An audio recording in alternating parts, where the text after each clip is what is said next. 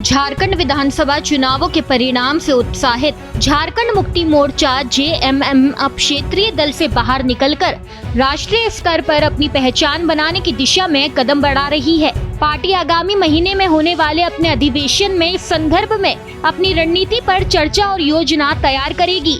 इस मुद्दे पर जेएमएम के महासचिव विनोद पांडे से हमारे संवाददाता मधुकर आनंद ने खास बातचीत की। उन्होंने क्या कुछ कहा, आइए आपको सुनाते हैं। झारखंड में इस बार के विधानसभा चुनाव के बाद जेएमएम ने जिस तरह का परिणाम हासिल किया, उसके बाद पार्टी का उत्साह सातवें आसमान पर है।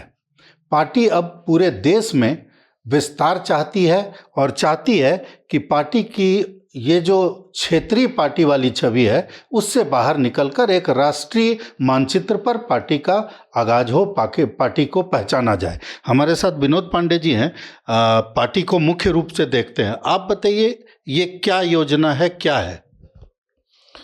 देखिए, झारखंड मुक्ति मोर्चा सिर्फ झारखंड में ही नहीं, देश के कई राज्यों में झारखंड मुक्ति मोर्चा का संगठन है।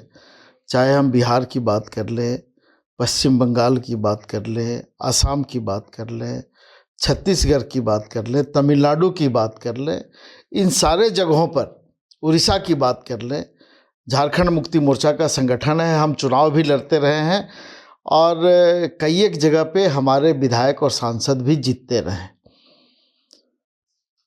वहाँ पे पार्टी संगठन का विस्तार, पार्टी चाहती है कि हमारा सांगठनिक विस्तार वहाँ पर हो और भविष्य में हम चुनाव भी लड़ें और पार्टी का भी विस्तार हो। चूँकि जो कार्यकर्ताओं की भावना है, वहाँ के जो कार्यकर्ता हैं, उनका स्पष्ट मानना है कि पार्टी को और हम लोग यहाँ मजबूत करें, उसका विस्तार करें और भविष्य में हम लोग चुनावी राजनीति में भी उन राज्यों में अपना प्रत्याशी उतारें और हम वहाँ पर राजनीतिक तौर पर अपनी उपस्थिति वहाँ पे दर्ज कराएं। ये क्या झारखंड में जो इस बार का विधानसभा चुनाव हुआ, इसमें कोई दो राय नहीं कि संगठन पहले भी था, बाबा के समय भी संगठन था और तमाम जगहों पर चुनाव भी लड़ते रहे थे, लेकिन इस बार के विधानसभा चुनाव परिणाम ने आप लोगों को कुछ ज़्यादा उत्साहित किया है? नहीं, कुछ ज़्यादा उत्साहित नहीं किया है। ये पार्टी के कार्यकर्ताओं का जो उत्साह आप देख रहे हैं,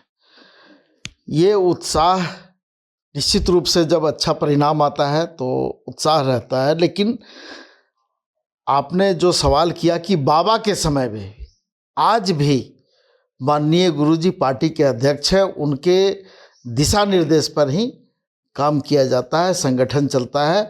और आज भी जो हम लोग विस्तार करने की बात कर रहे हैं या पार्टी के संगठन को अन्य राज्यों में मजबूत करने की बात कर रहे हैं, तो उनके दिशा निर्देश पर ही ये बातें हो रही हैं।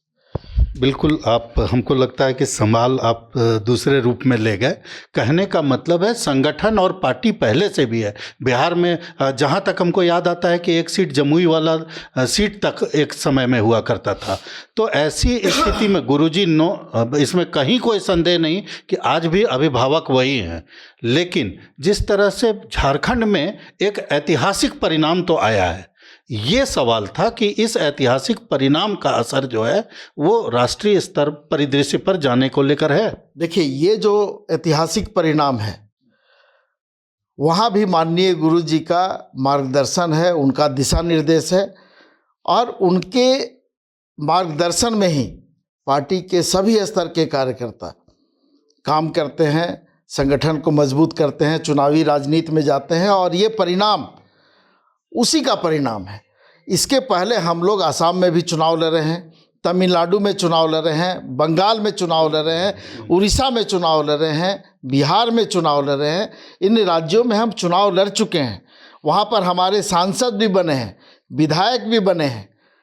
तो फिर से अगर हम पार्टी की मजबूती के लिए काम करना चाह रहे हैं तो निश्चित रूप से ये माननीय गुरुजी का ही दिशा निर्देश है और उनके मार्गदर्शन में हम लोग चुनाव भी लड़ेंगे, संगठन को मजबूत भी करेंगे। तो झारखंड मुक्ति मोर्चा अब राष्ट्रीय फलक पर छाने के लिए अपने कार्यक्रम तय कर रहा है, अपनी नीतियां बना रहा है।